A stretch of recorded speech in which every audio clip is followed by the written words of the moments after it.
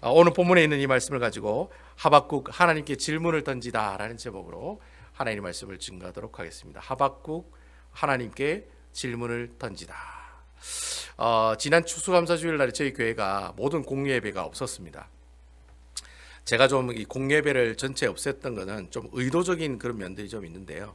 여러분들이 예배가 없는 대신에 여러분들이 그 시간에 바로 그 날을 하나님의 말씀을 가지고 묵상하는 그런 시간을 가졌으면 좋겠다라는 취지로 물론 작년에는 이제 토요 새벽기도는 있었지만 올해는 제가 토요 새벽기도까지 모두 다 이제 여러분들이 직접 하나님의 말씀을 묵상하는 시간을 가졌으면 좋겠다라는 취지로 제가 예배를 모두 갖지 않았습니다. 사실 여러분 큐티의 강력한 힘이 어디서 나오느냐면 내가 이렇게 교회 가지 못하고 있는 상황이 있을 때, 뭐 팬데믹이라든지 아니면 이렇게 한 주간 동안 뭐 추수감사 주간이라는 그런 어떤 큰 이렇게 저희들이 쉬어야 되는 그런 쉼의 시간들이 있을 때, 그때 여러분 교회 나와서 예배도 드리지도 못하고 아무것도 하지 못하는 상황이 있을 때 여러분들이 계속해서 하나님의 말씀을 읽고 묵상하는 영적인 일들을 계속해서 감당할 수 있는 것이 바로 매일매일 뭐 하는 거예요? 하나님의 말씀을 묵상하고 큐티하는 내용들이다라고 하는 겁니다. 그래서 저는 여러분들이 교회만 와서 예배만 드리고 하나님의 말씀을 듣고 하나님의 말씀을 배우는 그런 시간들을 갖기를 원치 않거든요. 제가 가지고 있는 목회 철학은 여러분들 어느 장소 어디에 가든지 가는 곳이 뭐가 돼야 됩니까? 예배하는 장소가 돼야 된다는 거예요. 여러분들이 집에 있고 뭐 식당이 집에서 부엌에서 음식을 만들든지 아니면 여러분 화장실에 있든지 아니면 여러분 빨래를 돌리고 있고 아니면 집안 청소를 하고 있을 때 여러분 그 자리에 뭐가 있으면 하나님의 말씀만 있으면 그 자리가 어떤 자리가 되죠? 예배하는 초소가 되는 것이죠. 아멘이시죠? 그럼 그것이 뭐가 됩니까? 교회가 된다라는 겁니다. 그래서 여러분 제가 사실은 저도 그 여러분들이 지금 다 이민생활을 하고 있지 않습니까? 솔직히 아침에 일찍 나가서 저녁에 돌아오시거나 아니면 저녁에 늦게 일을 나가서 새벽에 돌아오시는 분들이 많이 계시는데 저도 뭐 여러분들처럼 그래 많이 일을 해보진 않았지만 몇 년 동안 이제 저도 이제 열심히 돈을 버는 그런 이민자의 삶을 좀 경험을 했거든요. 제가 뭐 저도 아침 일찍 나가가지고 저녁 늦게까지 월요일부터 토요일까지 심지어는 주일날에도 일할 수 있는 그런 일이 있어서 주일날에도 일해본 경험이 있거든요. 제가 그렇게 이민자의 삶을 여러분들의 삶에 비하면 뭐 번데기 주름 잡는 거겠지만은 제가 몇 년 동안 그 생활을 하면서 느낀 게 있었는데 그게 뭐냐니까 제가 목사잖아요. 그 저는 매일 주일날 교회를 가요. 한 번 대예배 한 번 드려요. 그리고 월요일부터 토요일까지는 어떻게 해요? 열심히 일을 해요. 아침에 일찍 나갔다가 저녁 늦게 뭐 9 to 9이라든지 8 to 8이라든지 거의 12시간을 어떻게 해요? 일을 하면서 돈을 벌었다는 거죠. 제가 그렇게 하면서 가장 하기 힘들었던 게 뭐냐니까 성경을 보는 게 너무 힘들었다는 거예요. 목사인데도 불구하고 근데 성경을 보는 건 중요한 게 아닌데 매일 꾸준히 성경 보는 게 너무나도 어렵고 힘들더라는 거예요. 자, 그러면 여러분들 지금 삶을 한번 여러분 뒤돌아보세요. 여러분들 가운데서 매일 정기적으로 하나님의 말씀을 읽고 묵상하는 사람이 있느냐라고 손을 들었을 때 나는 그렇게 합니다라면 그분은 정말 대단하신 분이에요. 왜냐하면 내가 이민자의 생활을 감당하고 있는 가운데 매일 꾸준히 말씀을 본다는 게 너무나도 어렵고 힘든 거거든요. 근데 목사인 저에게도 너무나도 힘들고 어렵더라는 거예요. 제가 그렇게 일하면서 느낀 게 뭐냐면은 내가 앞으로 이민교회를 하면은 내가 성도들에게 뭐 주일날에 제자훈련을 한다든지 성경 공부 프로그램 한다든지 그것보다 더 중요한 게 있는데 그게 뭐냐니까 매일매일 성도들이 성경을 읽을 수 있도록 하는 것이 제일 큰 훈련이겠다라는 확신을 가졌어요. 그래서 실질적으로 이민 생활하시는 분들 중에 성경을 1년에 1독 이상 하시는 분이 거의 없다는 거예요. 아마 여러분들 삶을 뒤돌아봐도 최근에 하나님의 말씀을 언제 읽었을까? 라고 뒤돌아봤을 때 매일매일 성경을 보시는 분들이 있을까 없을까라고 봤을 때 아마 거의 대부분 성경을 가까이 하는 시간을 많이 가지지 못한다라고 저는 그렇게 생각을 하거든요. 그래서 아침 일찍 출근해서 저녁 늦게 돌아오는데 그 짧은 시간에 짬을 내어서 뭘 봐요? 매일 하나님의 말씀을 읽고 그리고 어떻게 해요? 읽는 묵상하는 그 모습들이 정말 개인적인 저에게도 힘들었지만 여러분들에게는 얼마나 힘들고 어려웠겠습니까? 저보다 훨씬 더 일도 많이 하시는데 그리고 여러분들이 하루 종일 사업을 경영하시고 하루 종일 일을 하시고 주일날에 달랑 한 번 나와서 예배를 드리면 예배 시간에 은혜 못 받으면 그날 그 한 주는 어떻게 해요? 완전 모두 다 하나님께 날려버리는 시간밖에 되지 않는다는 거예요. 그럼 이렇게 살지 않게 하려면 어떻게 해야 되느냐? 여러분들이 매일 성경을 보는 훈련을 교회에서 여러분들에게 지도하고 계속 훈련을 시킬 수 있는 방법밖에 없다라고 생각을 한 거예요. 그래서 제 목회 철학이 큐티 목회로 제가 잡았던 이유가 바로 그거라는 거죠. 교회가 성장하고 커지는 것도 중요한 일이지만 그보다 더 중요한 건 교회가 커지면 뭐합니까 여러분? 나는 성경 일독도 안 하고 하나님의 말씀을 하나도 보지도 않는데, 여러분 솔직히 오늘 성경 가지고 있는 성경을 지난주에 성경 들고 온 그 성경 그대로 들고 오신 분도 계실 거라고요. 근데 그렇게 사는데 내 교회 교인이 늘어나고 우리 교회가 좋아지고 행복한 교회가 되는데 무슨 소용이 있냐라는 거죠. 아무 소용이 없다는 거예요. 내 믿음 생활에 아무 도움이 되지 않는다는 거예요. 그래서 제가 가지고 있었던 목회 철학이 그거였어요. 성도들에게 매일 성경을 보게 하자. 그리고 매일 말씀을 묵상하게 하자. 그리고 그 은혜 받은 말씀으로 살아가게 하자. 그게 저희 그 베다니 교회의 작은 저희 목회 철학으로 남게 되어서 그걸 지금 계속해서 실천해 나가고 있다라고 하는 것이죠. 그래서 저는 여러분들이 이 추수감사 기간 중간에 수요일 예배 없어. 예. 토요 새벽기도 없어. 예. 어디 와 놀러 갈 수 있겠구나. 놀러 가세요. 제가 놀지 말란 말이 아니에요. 가족들끼리 다 놀러 가세요. 근데 뭘 들고 가요? 하나님 말씀을 들고 가라는 거예요. 큐티 책을 가지고 가시라는 거예요. 그리고 그 카톡에 큐티 말씀 매일 보내는 말씀을 보시라는 거예요. 보시고 읽고 묵상하고 기도하시라는 거예요. 그렇게 하면 어떻게 해요? 된다는 거예요. 그게 하나님께서 기뻐하시는 그리스도인의 삶의 모습들이 아닌가. 그러면 가끔가다 그런 질문하시는 분이 계세요. 아니 목사님, 지금 교회가 이 큐티를 할 필요가 있겠냐고, 큐티 훈련해가지고 무슨 도움을 받겠냐고 그렇게 질문하시는 분이 가끔씩 계세요. 저는 그렇게 그 얘기를 들으면 항상 그런 얘기를 해요. 사실 여러분 큐티를 하면은 내 삶이 바뀌고 내 주의가 확 바뀌고 내가 갑자기 잘 살고 잘 먹고 그런 일은 일어나지 않아요. 근데 여러분 큐티를 꾸준히 하시면은 뭐가 변하느냐면 주위에 있는 환경이 변하는 게 아니라 누가 변해요? 내가 변하는 것을 경험하더라는 거예요. 제가 1991년 대학교 1학년 때부터 큐티를 시작했거든요. 이게 제가 지금 큐티를 30년 정도 하고 있다는 거예요. 30년 동안 하나님의 말씀을 계속 어떻게 해요? 계속해서 매일매일 읽고 묵상하고 있다는 거예요. 근데 제가 큐티를 30년 동안 하면서 느낀 게 뭐냐니까, 내가 큐티를 열심히 한다고 해서 내 삶이 나아지는 건 아니에요. 저는 지금도 돈이 모자라고 돈이 쪼들려 살고 빚덩이 위에 살아가고 있어요. 그 목사가 됐는데도 불구하고 담임 목사가 됐지만 예전에 살던 모습이나 지금 살던 모습은 똑같아요. 아무 변화가 없어요.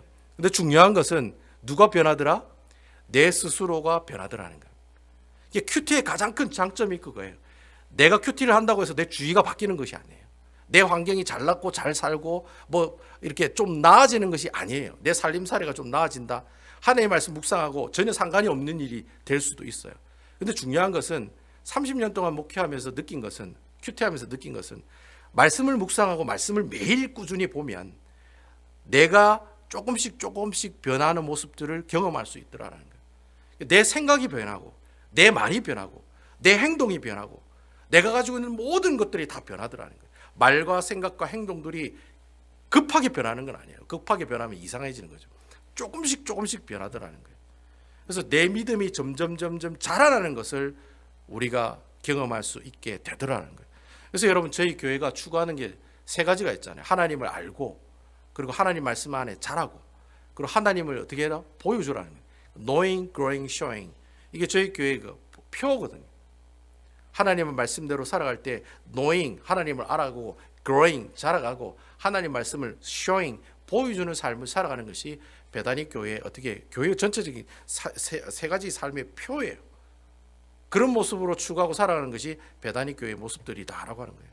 그래서 내가 꼭 교회를 나와서 어떤 제자훈련 프로그램을 받고, 그리고 내가 어떤 성경 공부 모임을 통해서 내 스스로의 어떤 믿음이 자라날 수도 있어요. 하지만 중요한 것은 내가 큐티를 하다 보면 내가 가지고 있는 믿음의 그릇이 점점 커진다는 거예요. 여러분 아멘입니까? 믿음이 커지는 게 아니라 믿음은 똑같아요. 내가 하나님을 믿고 나가는 그 믿음의 그릇이 커진다는 거예요. 그러니까 이전에는 믿음의 그릇이 요만큼밖에 안 되는데 30년이 지나면 어떻게 해요? 믿음의 그릇이 이따만하게 해진다는 거예요. 그래서 여러분 큐티를 하게 되면 그러한 하나님이 주시는 그런 은혜를 우리가 어떻게 해요? 누릴 수 있다라고 하는 것이죠. 그래서 저는 여러분들에게 그런 어떤 영적인 습관들이 자리 잡았으면 좋겠어요. 그래서 여러분들이 있는 곳에 뭐가 있어요? 항상 말씀이 있고, 여러분 학교에 가서도 말씀이 있고, 직장에 가서도 말씀이 있고, 뷰티 서플라이 사장 카운터 앞에 내가 이렇게 카운터 앞에 서서라도 말씀을 들고 있는 거예요. 그러면 그 말씀이 있는 곳에 뭐가 있죠? 하나님의 은혜가 있죠. 말씀이 있는 곳에 뭐가 있어요? 예배가 있죠. 예배가 있는 곳에 뭐예요? 그것이 바로 교회가 된다는 거예요. 그러니까 여러분들이 가정이 교회가 되고, 내가 일하는 그곳이 어떻게 해요? 교회가 되고, 내가 어느 곳에 있든지 그곳이 바로 교회가 된다는 거예요. 그래서 교회가 되면 그곳에서 뭐예요? 예수 그리스도를 보여주고 증거하고 이야기해 줌으로 사람들에게 그리스도의 복음들을 사람들에게 증거하라는 것이 예수님께서 마태복음 28장에 우리에게 명령하시는 그 명령의 의미가 바로 거기에 있다는 거예요. 여러분들이 특별하게 과테말라로 가거나 아프리카로 가거나 아니면 칠레로 가거나 아니면 여러분들 캄보디아로 가거나 굳이 꼭 그런 데 가서 선교하라는 말이 아니에요.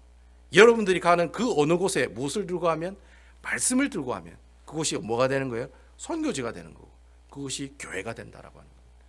저는 여러분들이 하나님 말씀을 매일이라도 조금씩 읽고 묵상하는 그런 훈련에 동참해서 정말 하나님께서 기뻐하시는 그런 아름다운 주님의 귀한 백성들이 다 되시기를 주님의 이름으로 축원을 드리겠습니다. 올해 한 해를 마무리하는 그런 시점에서 사실 저희 교회는 11월 달 오늘 2주가 마지막 주간이거든요. 12월 달부터 새로운 회기가 시작하는데 여러분들에게 새로운 회기가 시작한 12월 달부터는 정말 여러분들이 어떻게 해요? 하나님의 말씀을 묵상하는 일에 목숨을 걸고 살아가는 여러분들 되십사. 제가 여러분들께 이렇게 서로를 길게 말씀을 드렸습니다. 그러면서 이제 오늘 있는 이 하박국의 말씀을 볼 건데, 제가 갑자기 하박국 말씀 얘기하면은 지난주에 욥기 어디서 뭐가 어떻게 끝났는지 잘 이해 못 하시는 분들이 있을까 싶어서 제가 욥기에 어떤 내용으로 끝났다는 걸 잠시 언급하고 하박국에 있는 말씀 여러분들과 살펴보도록 하겠습니다. 이번 추수감사 기간 동안에 30장, 31장 있는 말씀이 계속 나왔거든요. 그래서 여러분 욥기는 28장을 기준으로 딱 생각하시면 됩니다. 28장을 기준으로 28장 전에는 욥과 세 친구들의 대화의 내용들이 나옵니다. 그리고 28장 이후에 29장부터 41장까지 내용은 욥이 만난 세 사람에 대한 발언들이 나와요. 그래서 처음에 여러분들이 봤던 29장, 30장, 31장 이번 저희들이 추수감사 기간에 보았던 그 내용은 욥이 하나님 앞에 발언을 하는 내용이에요. 욥이 이렇게 이야기하는 내용이 나와요. 그리고 이제 32장부터 이제 아마 이 하박국이 끝나면 32장부터 시작하거든요. 32장부터 37장까지 내용은 엘리후라고 하는 친구가 발언을 하는 내용이 나와요. 그리고 38절부터 41장까지는 이제 하나님이 직접 나오셔서 계시하는 내용이 나와요. 그러니까 28장이라는 이 장을 중심으로 앞에는 세 사람의 이야기가 나오고 뒤에는 세 사람이 발언하는 얘기가 나와요. 그러니까 여러분 욥기를 다 잊어버려도 28장을 기준으로 앞에 세 사람 이야기, 뒤에 세 가지의 발언에 관한 이야기가 나온다는 것만 알고 있으면 욥기 전체 내용이 어떤 내용이라는 걸 여러분 기억하실 수가 있다라고 하는 것이죠. 그래서 그런 내용으로 나왔는데 저번 추수감사 기간 동안에 욥이 무슨 얘기를 했냐면은 특별히 한 게 없습니다. 그냥 이전의 과거의 자신의 모습들과 현재 자기가 고난받고 있는 모습들을 이야기를 해요. 이전의 과거에는 자기가 이렇게 잘 나가고 사람들을 돕고, 여러분 그런 내용 봤죠? 내가 잘 먹고 잘 살았다는 그런 내용을 하다가 갑자기 어떻게 해요? 그러나 하면서 현재는 지금 사람들에게 지탄받고 조롱받고 왕따당하고 있습니다 라는 얘기하다가 마지막에 31장 마지막에는 뭐로 끝나느냐면은 이제 자기가 이런 모든 내용들을 다 이제 자기가 이제까지 했던 바람들을 종합 정리하면서 이제 얘기를 해요. 뭐라고 얘기하느냐면 제가 이렇게 살았습니다. 그렇지만 제가 지금 이렇게 힘들어하고 있습니다. 하지만 하나님, 저는 죄가 없다고 확신합니다. 그러니까 꼭 그 마지막 31장 마지막 추수감사절 마지막 그 내용은 그런 내용이에요. 하나님, 저는 죄가 없습니다. 저는 하나님 앞에 무고합니다. 저는 확실합니다 라고 재판장 앞에서 자기의 무죄함을 하나님 앞에 호소하는 그런 내용으로 마치고 있는 내용이 욥기 31장에 나오는 말씀이다라고 하는 겁니다. 그런 내용이 추수감사 기간 동안에 있었다는 거예요. 그리고 난 다음에 오늘 하박국에 관한 말씀이 갑자기 나오고 있다는 거예요. 그래서 뭐 여러분 읽다가 뭐 욥기 나오다가 아직 끝나지도 않은데 왜 하박국이야? 뭐 호박국도 아니고 된장국도 아니고 왜 하박국이야? 이 하박국이라고 하는 것은 사람 이름이거든요. 근데 껴안다, 매달리다라고 하는 그런 이름의 뜻을 가지고 있는 하나님의 선지자입니다. 하나님의 말씀을 듣고 사람들에게 전가하는 선지자 이름이 바로 하박국이라고 하는, 하박국, 영어로는 하박국이라고 나오거든요. 하박국이라고 하는 사람 이야기가 나와요. 그래서 그렇게 질문할 수가 있어요. 아니 목사님, 욥하고 하박국하고 동기동창입니까? 왜 갑자기 하박국이 나옵니까? 라고 질문하신 분이 있을지도 모르겠어요. 사실 욥하고 하박국은 연도로 따지면 한 1500년 정도 차이가 나거든요. 여러분 욥의 동기동창은 누구라고 그랬습니까? 아실라나 모르겠네. 기억하실라나 모르겠네. 욥의 동기동창이 누굽니까? 아브라함이죠. 네, 아브라함이 욥의 동기동창입니다. 그러니까 아주 오랜 시대 때 있었던 사람이에요. 그러니까 아브라함이 살던 시대 때 있었던 사람이 욥입니다. 그 이후로 1500년이 지나고 난 다음에 있었던 사람이 하박국이라고 하는 사람입니다. 왜 그러면 하박국이 갑자기 나오느냐? 저도 좀 궁금했어요. 왜 이런 식으로 말씀을 배치를 했을까? 근데 여러분 하박국을 잘 읽어보시면 하박국을 1장부터 3장밖에 안 되거든요. 여러분 지금 읽겠다고 요시 땅 하고 읽으면 3분 만에 다 읽을 수 있습니다. 3분 만에. 석 장밖에 안 돼요. 여러분 성경에 보면 한 면, 두 면밖에 없어요. 제가 가지고 있는 성경도 여기 보시면 한 면하고 한 면하고 두 면만 읽으면 하박국은 끝이에요. 여러분 읽겠다 생각하고 요 시작이라고 딱 땡 하고 읽으면 1분만 해도 다 볼 수 있는 게 하박국이거든요. 근데 여러분 하박국을 쭉 읽어보시면 이상하게 욥기 내용하고 비슷하다는 느낌을 많이 받아요. 그래요 안 그래요? 여러분 오늘 말씀 1장 1절에서 11절 보니까 욥기에 나오는 말 패턴들하고 좀 비슷해요 안 비슷해요? 여러분 욥이 하나님한테 뭐 했습니까? 따졌습니다. 아니 주님, 아니 세상은 인과응보의 원리로 악한 사람한테는 벌을 주고 착한 사람한테는 하나님께서 상을 주신다고 그랬는데 내가 살아보니까 안 그렇던데요? 악인들이 더 잘 먹고 더 잘 살던데요? 왜 하나님 그런 사람 그냥 그대로 내버려 두세요? 우리 하나님은 공의로운 하나님으로 내가 알고 있는데 왜 이런 것에 대해서는 공평하지 않으세요? 이상해요. 그리고 저는 죄가 없는데 왜 자꾸 하나님 이런 심판을 주세요? 저는 이해를 못하겠어요. 그렇게 하나님께 따지고 이야기하고 질문하는 사람이 누구였습니까? 욥이었다는 거예요. 근데 여러분 오늘 하박국을 딱 읽어보면은 하박국이 처음에 하나님께 뭐 하는 장면이 나옵니까? 뭐 하는 장면이 나옵니까 여러분? 따지는 장면이 나오잖아요. 바로 따지는 장면이 나오잖아요. 여기 보시면 하박국의 경고라 뭐 이런 거, 여호와여, 여호와여, 내가 부르짖어도 주께서 듣지 아니하시나니 어느 때까지일까? 내가 강포로 말미암아 외쳐도 주께서 구원하지 아니하시나이다. 어떻게 하나님 이러실 수가 있습니까? 저러실 수가 있습니까? 지금 하박국도 하나님 앞에 뭐 하고 있다는 거예요? 클레임을 걸고 있다는 거예요. 그러니까 제가 볼 때는 하박국도 하나님께 클레임 걸고 있고 욥도 클레임 걸었기 때문에 좀 비슷한 내용이다 보니까 욥도 좀 장수가 좀 길고 이러니까 한번 쉬어주고 비슷한 내용이 담고 있는 하박국을 넣지 않았나 그렇게 생각이 돼요. 그래서 읽어보면 여러분 나중에 집에 가셔서 하박국 읽어보시면 욥하고 좀 비슷한데 라는 느낌을 아마 여러분들이 보실 수가 있다라고 하는 거죠. 그 이제 하나님 앞에 원망하고 불평하는 컴플레인하는 그 내용이 오늘 하박국 1장 1절부터 어디까지? 4절까지 그 내용이 나오고 있다라고 하는 겁니다. 그래서 1절부터 4절까지 내용을 우리 다 같이 한번 제가 말씀도 준비했습니다. 성경 보고 읽어볼까요? 성경 가지고 왔는데 성경은 봐야 되지 않겠습니까? 성경 1장 1절에서 4절인데 성경 말씀 한번 제가 한번 읽어보도록 하겠습니다. 1절에서 4절입니다. 선지자 하박국이 묵시로 받은 경고라. 여호와여, 내가 부르짖어도 주께서 듣지 아니하시나니 어느 때까지리까? 내가 강포로 말미암아 외쳐도 주께서 구원하지 아니하시나이다. 3절, 어찌하여 내게 죄악을 보게 하시며 폐역을 눈으로 보게 하시나이까? 겁탈과 강포가 내 앞에 있고 변론과 분쟁이 일어났나이다. 4절, 이러므로 율법이 해이하고 정의가 전혀 시행되지 못하오니 이는 악인이 의인을 애워쌌으므로 정의가 굽게 행하여 짐이니이다 라고 되어 있습니다. 1절에 보니까 선지자 하박국이 묵시로 받은 경고다라고 되어 있습니다. 이런 묵시라고 하는 말이 무슨 뜻이냐면 하나님이 환상이나 아니면 말씀으로 계시하시고 보여준 것을 묵시라고 얘기합니다. 그래서 여러분 성경에 신약 성경에 보면 묵시록이 하나 있죠. 뭡니까 여러분? 요한계시록입니다.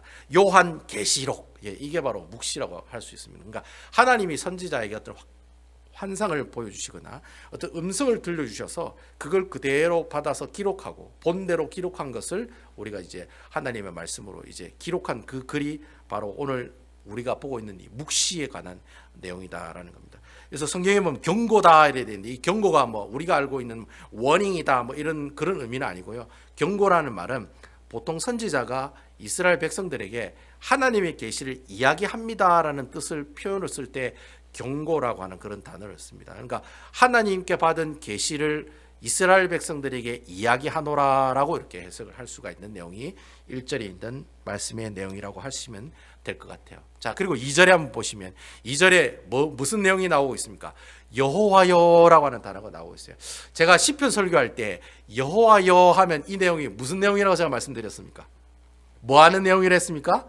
기도하는 내용이라고 제가 얘기했습니다. 제가 시편 설교할 때 제가 말씀을 드렸습니다. 시편 여러분 읽으실 때 여호와여라고 하는 단어가 나오면 아, 이거는 시편을 지은 사람이 지금 기도하고 있구나. 그래서 생각하시면 된다고 제가 말씀을 드린 적이 있어요. 이 본문에 나오는 내용도 마찬가지입니다. 2절에 여호와여라고 하는 단어 보니까 그럼 하박국이 하나님께 지금 뭐 하고 있다는 겁니까? 기도하고 있다라고 하는 내용입니다. 그죠? 근데 문제는 하박국이 하나님께 기도하고 있는데 하나님께서 그 기도를 응답해 주셨다고 했어요? 주신 것 같아요? 안 주신 것 같아요? 안 주셨다는 거예요. 그러니까 안 주니까 뭐라고 얘기합니까? 2절에 보면 하나님 어느 때까지니까 내가 강포로 말미암아 외쳐도 주께서 구원하지 아니하시나이다. 이게 어느 때까지냐 이 말이 무슨 말이냐? 하나님 언제 제 기도 들어주실 겁니까? 이런 얘기거든요. 그러니까 어느 때까지니다라는 말은 하박국이 하나님께 기도를 했는데 짧게 하루 이틀 기도했다는 거예요? 아니면 1년 2년 10년을 기도했다는 거예요? 아주 오랫동안 어떤 문제를 가지고 하나님께 기도했다는 뜻이에요. 근데 기도했는데 응답이 없거든요. 응답이 없으니까 뭐라고 얘기합니까? 하나님 이러실 수가 있습니까? 저러실 수가 있습니까? 라는 얘기가 어느 때까지니까 라고 되어 있다라는 그 내용이 오늘 본문에 나오고 있다라는 거예요. 그래서 여기 보면은 내가 강포로 말미암아 이래 돼 있어요. 강포라는 뜻이 무슨 뜻이냐면 아주 악한 행동들을 강포라고 합니다. 가령 예를 들어 살인, 강도, 강간, 약탈, 납치, 유괴.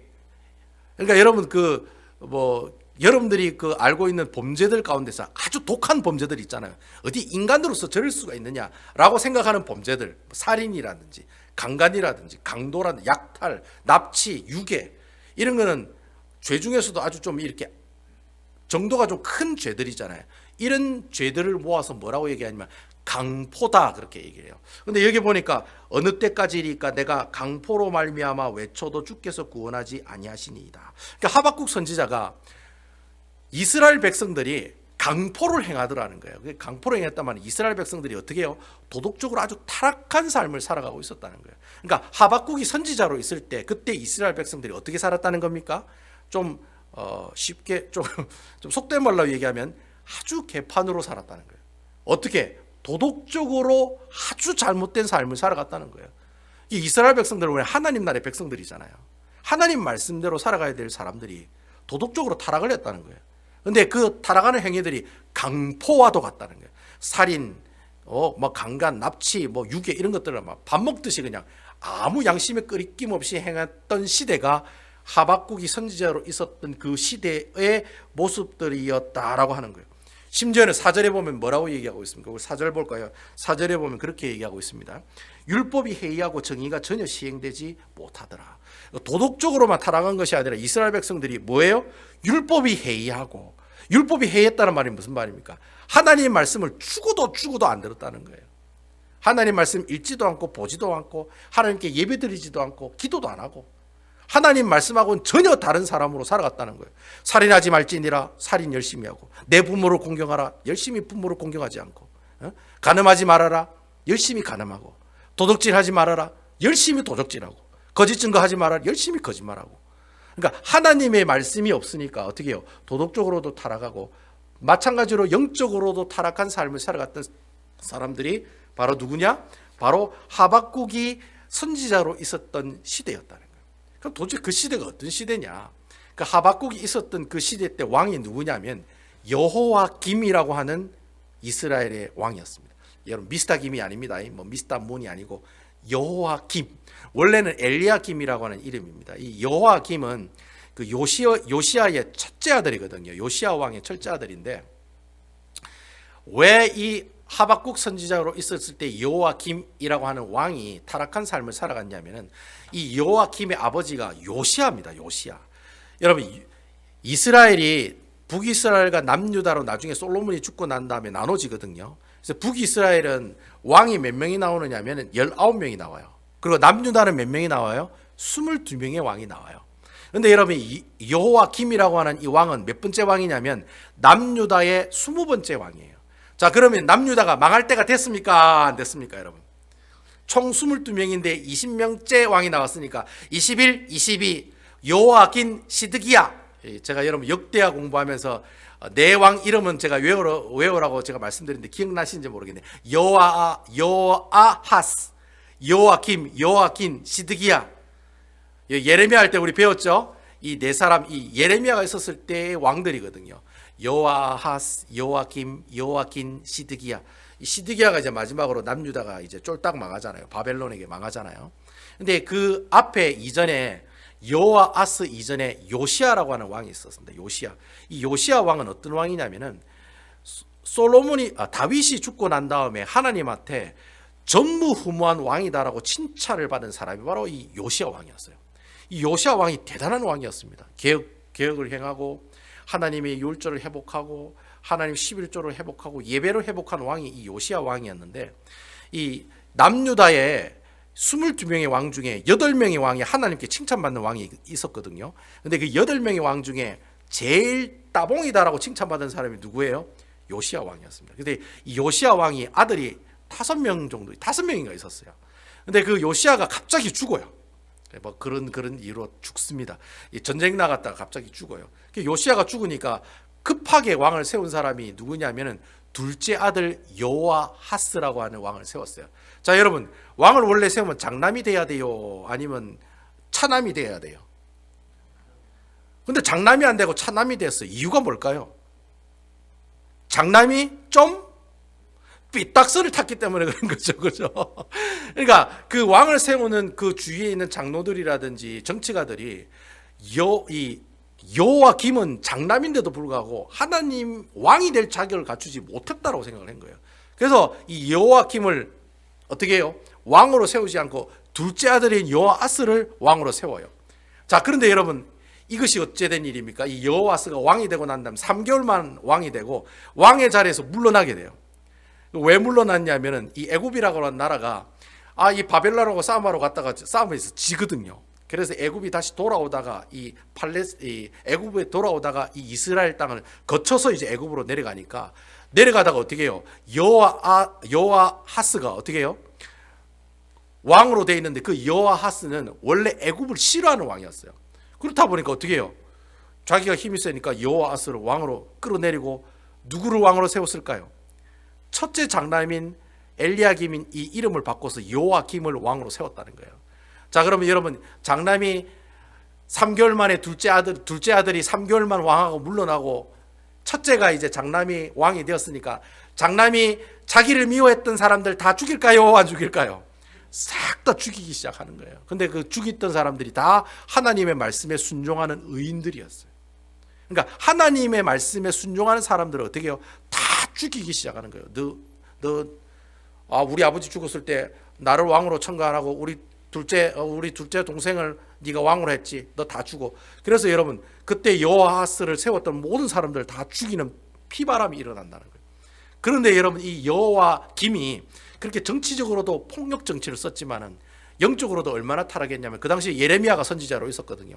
예레미야가 숱하게 여호와김을 찾아가서 회개해라. 하나님 그거 기뻐하지 않는다. 계속 율법책을 가지고 계속해서 얘기를 해요. 그러니까 이 여호와김이 어떻게 합니까? 신경질 나가지고 그냥 그 율법책을 다 찢어가지고 불태워버려요. 여러분 역대 왕 중에서 하나님 말씀 태운 왕이 여호와김이에요. 하나님 말씀 태웠다는 말이 무슨 말입니까? 앞으로 모든 왕의 권력은 다 하나님께 물어보는 것이 아니라 누구예요? 자기 뜻대로 자기 마음대로 다 왕이 되겠다는 그런 뜻이잖아요. 이렇게 하나님의 율법책을 태우는 정말 영적으로 타락한 삶을 살아갔던 왕이 바로 누구예요? 여호와김이랑. 그 여호와김 시대 때 하박국 선지자가 있었던 거예요. 그 하박국 선지자가 그 여호와김을 보면서 지금 이 얘기를 하는 거예요. 하나님, 어느 때까지니까?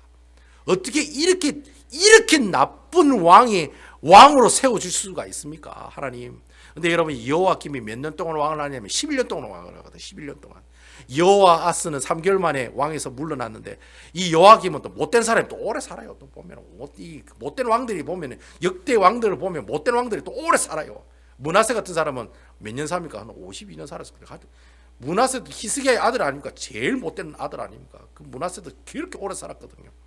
그래서 꼭 보면은 그렇게 하나님께 악한 행을 한 사람이 11년 동안 왕으로 있으니까 11년 동안 이스라엘 백성들이 고통스러웠을까요? 고통스럽지 않았을까요? 고통스럽죠. 영적으로도 힘들고 도덕적으로도 힘들고, 하나님의 말씀 들으라고 얘기했더니 막 그 율법책 다 불태워버리고, 하나님이고 뭐고 나발이고 필요 없다, 내가 최고다, 그래 나간 거잖아요.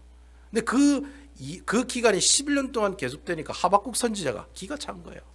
그러면서 그 11년 동안 기다리면서 하박국 선지자가 하나님께 지금 뭐 하고 있는 거예요? 질문을 던지는 거예요. 하나님, 이러실 수가 있습니까? 어느 때까지니까? 언제까지 자아가 그 위에 왕으로 있어야 됩니까? 언제까지 그 악한 왕이 하나님 율법책을 태우는 사람인데 하나님을 하나님으로 보지 않는 그 사람을 이제까지 살려두십니까?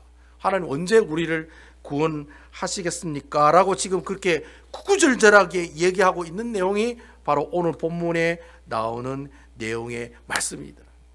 그래서 하박국이 진짜 절실한 심정을 가지고 하나님께 질문을 던진 거예요. 절실한 마음을 가지고 하나님께 기도하며 나간 거예요. 몇 년 동안? 10년 이상을. 근데 하나님이 그 기도에 응답을 해요, 안 해요? 안 하시는 거예요. 10년 이상을. 그러다가 드디어 하나님께서 어떻게 해요?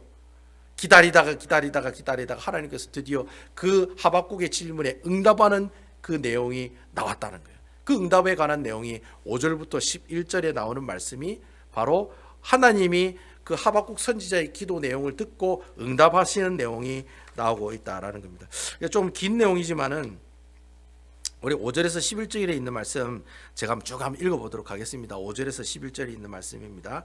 여호와께서 이르시되, 이제 하나님이 얘기하는 겁니다. 여호와께서 이르시되, 너희는 여러 나라를 보고 또 보고 놀라고 또 놀랄지어다. 너희의 생전에 내가 한 가지 일을 행할 것이라. 누가 너희에게 말할지라도 너희가 믿지 아니하리라. 보라, 내가 사납고 성급한 백성 곧 땅이 넓은 곳으로 달리며 자기 소유가 아닌 거처들을 점령하는 갈대아 사람을 일으켰나니. 이 갈대아 사람은 바벨론 제국을 말합니다. 7절, 그들은 두렵고 무서우며 당당함과 위엄이 자기들에게서 나오며, 8절, 그들의 군마는 표범보다 빠르고 저녁 이리보다 사나우며 그들의 마병은 먼 곳에서부터 빨리 달려오는 마병이라 마치 먹이를 움키려 하는 독수리의 나름과 같으니라. 9절, 그들은 다 강포를 행하러 오는데 앞을 향하여 나아가며 사람을 사로잡아 모으기를 모래같이 많이 할 것이요. 10절, 왕들을 멸시하며 방백을 조소하며 모든 경관성들을 비웃고 흉벽을 쌓아 그것을 점령할 것이라. 11절, 그들은 자기들의 힘을 자기들의 신으로 삼는 자들이라. 이에 바람같이 급히 몰아 지나치게 행하여 범죄하리라. 여러분, 여기 하나님이 응답을 하시는데 이 응답한 내용이 그거예요.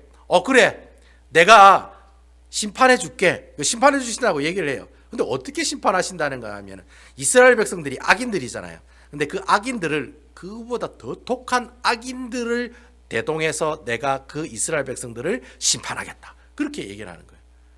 그러니까 하나님, 어떻게 이러실 수가 있습니까? 저러실 수가 있습니까? 그렇게 얘기하니까 하나님은 뭐라 하느냐면, 그래, 걱정하지 마, 내가 심판할 거야. 그런데 그 이스라엘 백성들보다 더 독한 사람들을 일으켜서 하나님께서 그 이스라엘 백성들을 심판할 거야, 그렇게 우리에게 이야기하고 있다라는 겁니다. 이게 보통 성경을 보면 하나님이 하나님 나라의 백성, 자기 백성을 심판할 때는 보통 이렇게 다른 나라를 이끌어서 심판하는 일이 별로 없어요.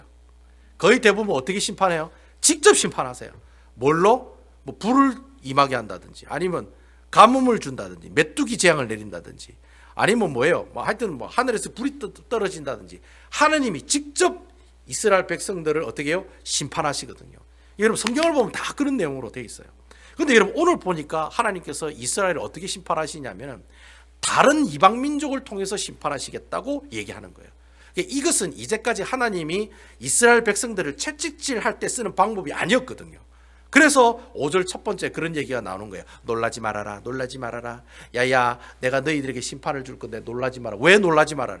이제까지 하나님이 주는 그런 채찍질의 방법이 아니라 또 새로운 방법을 가지고 너를 심판할 건데 그거 가지고 놀라지 말아라. 그거 가지고 깜짝 놀라지 말아라. 하나님이 어찌 이러실 수가 있습니까? 그런 얘기 하지 말아라.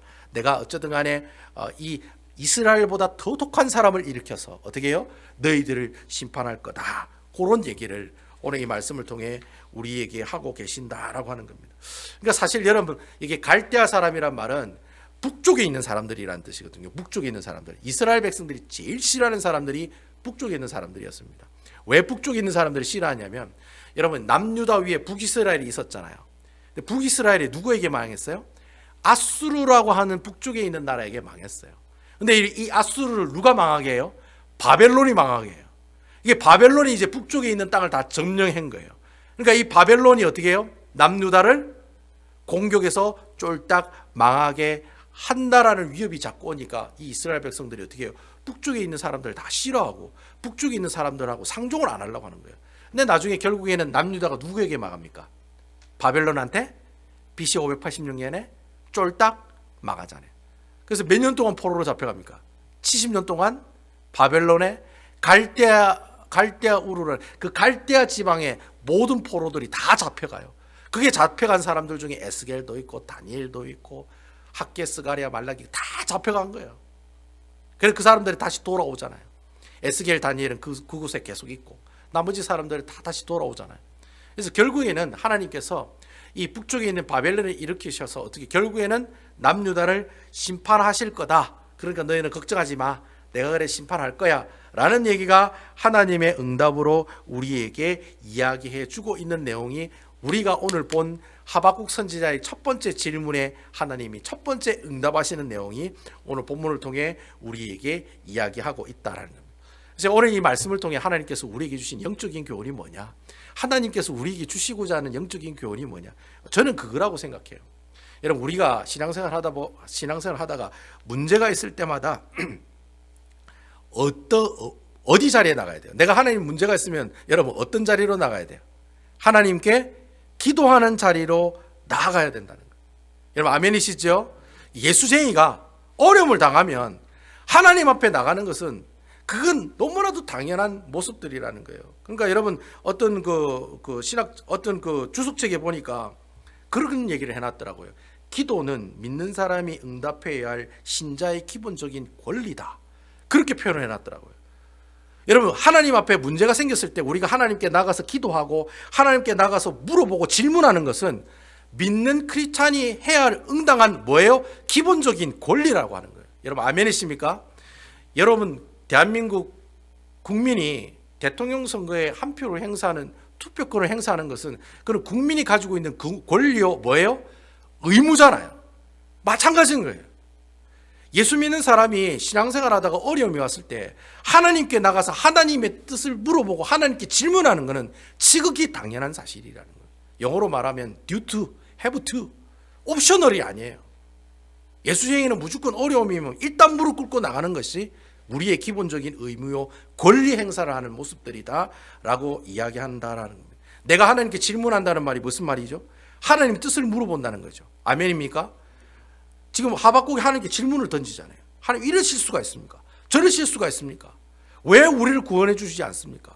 하나님께 질문을 던진 그 질문의 의미가 뭡니까? 하나님의 뜻이 뭡니까? 도대체 하나님이 하시고자 하는 그 진의가 뭡니까? 물어보는 거잖아요. 자 여러분 우리가 어떤 문제를 만났을 때 이래 질문하고 하나님 뜻이 무엇인지를 알아야지만이 우리가 하나님 뜻대로 순종하면서 살아갈 수가 있다는 거예요. 여러분 아멘이시죠? 문제가 있으면 질문을 들고 하나님 앞에 나가는 거예요. 그 질문을 하면은 하나님께서 그 기도에 대한 그 질문에 대한 뭘 해주세요? 응답을 해주시는 거예요. 야, 내 뜻이 이래. 야, 너 이렇게 해야 돼. 저렇게 해야 돼. 하나님께서 우리에게 어떻게 해요? 기도의 응답으로 우리에게 보여주신다라고 하는 거예요.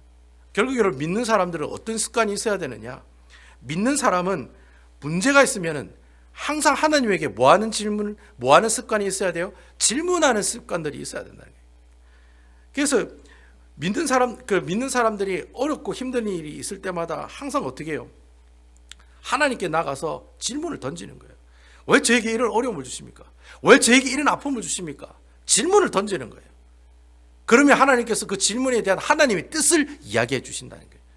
기도의 응답으로 그 하나님의 뜻을 이야기해 주신다는 거예요. 지금 하박국이 좀 보세요. 자기 질문이 있었잖아요.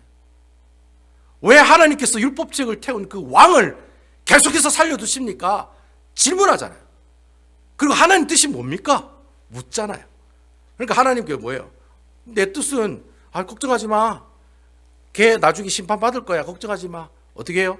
다른 사람을 일으켜가지고 이 이스라엘을 내가 심판할 거야. 그러니까 너는 걱정하지 마. 내가 분명히 심판할 건데 그 악인들을 대동해서 그거보다 더 심한 악인들을 대동해서 악인 같은 너희들을 어떻게 하리라? 심판하리라. 예. 그런 말씀이 오늘 이 말씀을 통해 우리에게 영적인 교훈으로 다가오고 있다라는 거예요. 그러니까 여러분 우리 믿는 사람들은 어떻게 해요? 항상 하나님 앞에 질문할 수 있는 그 권리를 포기하지 마시라고. 이 기도하는 모습이 여러분들과 회복하시라고. 그런 말씀을 통해 이 말씀을 통해 하나님께서 우리에게 그런 영적인 교훈들을 허락해 주신다라고 하는 겁니다. 하박국은 자신이 선지자로서 도저히 이해가 안 되는 그 남유다라고 하는 그런 정치적인 상황과 현실을 보고 하나님께 무엇을 했어요? 질문을 던졌어요. 그러니까 선지자 입장에 봤을 때 나라가 지금 개판이거든. 그러니까 선지자 입장에서는 하나님의 뜻이 무엇인지를 알아야 되잖아요. 그래야 백성들에게 하나님의 뜻을 전달해 주잖아요. 선지자의 입장에서는 이 하나님의 뜻을 알아야 되기 때문에 그 하박국이 하나님 앞에 뭐로 나갔다? 그 문제를 들고 질문하면서 나아갔다라는 거예요. 가슴이 터질 것 같은 이스라엘 백성들의 도덕적 타락 앞에서도 하나님께 이 하박국은 뭘 던져요? 질문을 던지는 거예요. 주위에 있는 사람들이 다 도덕적으로 타락하는 가운데 있는 그 모습을 보면서 가슴을 치면서 하나님 앞에 어떻게 해요? 질문을 던지면서 나간 사람이 바로 하박국 선지자였다는 거예요. 하나님의 말씀인 율법책이 아예 불로 태워지고 말씀대로 살지 않은 사람들이 수없이 많이 있는 그 이스라엘의 영적인 타락이 있는 그 가운데 이 하박국 선지가 하는 일이 뭐예요? 하나님께 나아가서 하나님께 뭐하고 있는 거예요? 질문하고 기도하는 자리에 나아가고 있다라고 하는 거예요. 저는 여러분들이 이렇게 신앙생활을 하다 보면 이해 안 되는 상황들이 많아요. 어떻게 그럴 수가 있느냐? 왜 그런 질문이 있고 왜 그런 의문이 없겠어요? 왜 그런 생각이 없겠어요? 내가 여러분 밖에 가서 사업을 해봐도 그런 사람들 많이 만나잖아요. 어디서 사람이 저럴 수가 있는가? 여러분 그런 사람들 만나요, 안 만나요? 만나잖아요. 내가 그냥 욕 한 번 하면 끝인가요? 아니잖아요. 예수 믿는 사람은 그런 문제를 만나고 그런 환경을 만났을 때 우리가 어떻게 해야 되느냐? 문제를 사람에 찾아가서 그 문제를 해결하려고 하지 말고 그 문제를 들고 누구에게 나가요? 하나님에게 나와서 하나님에게 질문하는 사람들이 되어 나가는 모습이 바로 오늘 이 하박국 선지자를 통해서 하나님께서 우리에게 주시는 영적인 교훈의 말씀들이다라고 하는 거예요. 저는 여러분들이 그런 문제가 있을 때 제발 좀 하나님 앞에 들고 나왔으면 좋겠어요. 하나님께 질문해 보세요. 그게 하나님께 따지라고 하잖아요. 제가 여러분들에게 하나님 앞에 제발 하나님 앞에 나와가지고 좀 따지라고.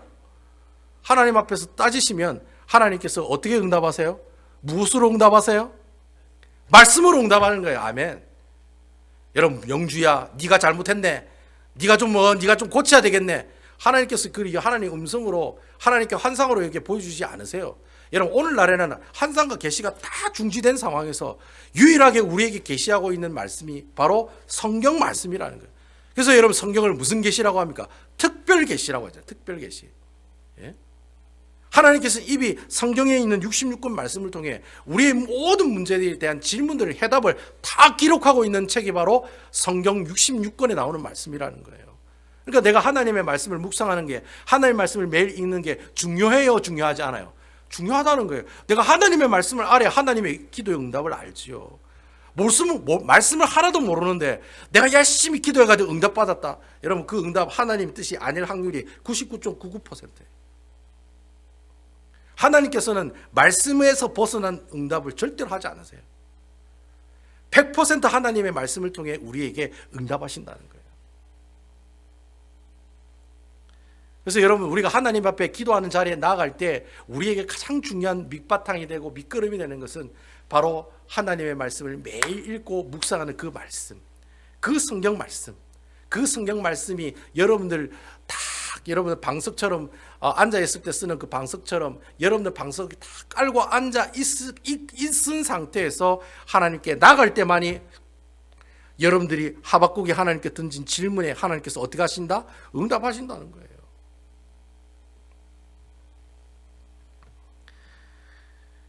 저는 여러분들이 이번 한 주간을 살아가실 때 정말 이 말씀을 한 주 동안 계속 읽고 묵상하는 모습을 통해서 정말 여러분들 하나님 앞에 질문 드리는 그 모습들이 회복되기를 주님의 이름으로 축원을 드리겠습니다. 하나님께 질문을 하면은 하나님이 분명히 응답을 하세요. 응답 안 할 수도 있어요. 그 응답을 안 하면 하나님 뜻이 아닌갑다 생각하시면 돼요. 근데 그 응답이 10년, 20년, 30년이 가는 응답이 있을 수도 있다는 거예요. 근데 분명한 것은 우리가 하나님께 질문을 던지면 하나님께서는 분명히 어떻게 하신다? 응답하신다는 거예요. 여러분 아멘이시지요? 여러분 하박국 선지자가 하나님께 몇 번을 질문하는데 2번을 질문해요. 오늘 제가 첫 번째 질문이지만 두 번째 질문은 2장에 보면 나와요. 12절부터 마지막 절 그리고 2장 전체가 두 번째 질문에 대한 응답에 관한 이야기가 계속해서 나오고 있다는 거예요. 저는 이 하박국서를 읽으면서 그래, 내가 하나님께 질문하면 하나님은 무조건 어떻게 하신다? 응답하시는 분이시구나. 아멘이시지요? 하나님께 질문을 안 하니까 하나님의 응답을 모르는 거예요. 내가 질문을 던지면 분명히 하나님께서는 우리에게 그 말씀을 가지고 응답해 주신다라는 거예요. 그래서 여러분 이번 한 주간에는 하박국을 묵상하기도 하고 욥기서를 묵상하실 건데 여러분 매일매일 그 말씀을 읽고 묵상하시다가 어떻게 해요? 정말 살아계시고 역사하시는 그 하나님을 만나는 모습이 있으시기를 주님의 이름으로 축원을 드리겠습니다. 질문을 던져야지 응답이 오게 돼 있습니다. 아멘이시죠? 내가 화를 쏴야지 10점에 꽂히는지 9점에 꽂히는지 안다는 거예요. 내가 화를 쏘지도 않고 하나님 왜 그렇게 해주시고 저렇게 해주세요 그렇게 말을 해봐야 아무 소용이 없다는 거예요. 일단 내가 하나님 앞에 질문을 던지는 거예요. 어느 때까지 이렇게 하실 겁니까? 질문을 던지는 거예요. 그러면 하나님께서는 그 질문에 대해서 분명히 무엇을 통해서 하나님의 말씀을 통해서 여러분들에게 응답할 줄로 믿으시기 바랍니다. 이게 바로 하나님의 말씀을 묵상할 때 얻는 가장 큰 유익이요 하나님께서 우리에게 주시는 참된 교훈의 말씀이라고 하는 것입니다. 하박국이 질문을 던졌을 때 하나님이 응답하신 것처럼 어렵고 힘들 때마다 주님께 질문을 던지는 기도하는 자리에 나오시는 아름다운 우리 베다니 교회 성도 여러분들 다 되시기를 주님의 이름으로 축원드리겠습니다.